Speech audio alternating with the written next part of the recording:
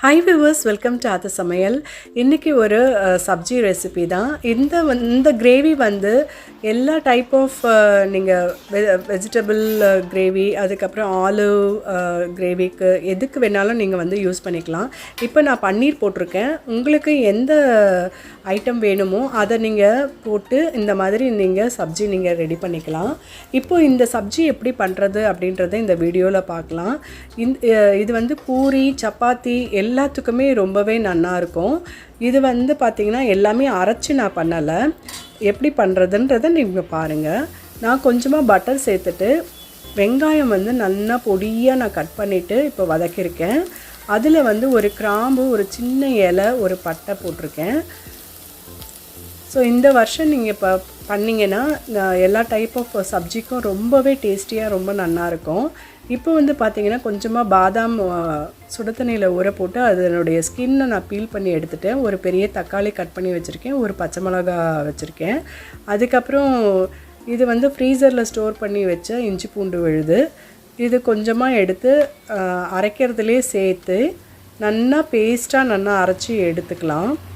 அதுக்கப்புறம் மசாலாலாம் சேர்த்து நீங்கள் எந்த வெஜிடபிளோ இல்லை பன்னீர் வேணுமோ அதை போட்டு கொதிக்க விட்டு எடுத்திங்கன்னா சப்ஜி ரெடி. ஸோ இப்போ இது பேஸ்ட் மாதிரி நல்லா அரைச்சிருக்கேன் பாருங்கள். நான் மில்கி மிஸ்ட் பன்னீர் தான் எடுத்திருக்கேன் 200 கிராம். அதை நான் கட் பண்ணி நீங்கள் வச்சுட்டுலாம். அதுக்கப்புறம் என்ன மசாலா வேணும் அப்படின்றத பாருங்கள். இது ஜீரகத்தூள் வந்து 1 ஸ்பூன் போடுறேன், ரொம்ப குட்டி ஸ்பூன் இது.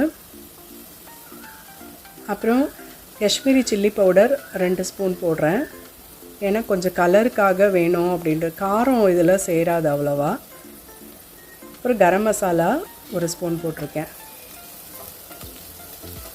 ஸோ இதை நல்லா அந்த எண்ணெயோ இல்லை பட்டர்லேயோ நல்லா நீங்கள் இந்த மாதிரி வதக்கிட்டேன்னா உங்களுக்கு அந்த பச்சை வாசனை போயிடும்.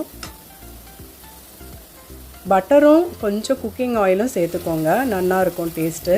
இப்போ அரைச்சி வச்ச விழுதை இதில் நல்லா மிக்ஸ் பண்ணி எந்த அளவுக்கு குவான்டிட்டி வேணுமோ அந்த அளவுக்கு நீங்கள் ஜலம் விட்டு நல்லா இந்த மாதிரி கொதிக்க விடுங்க.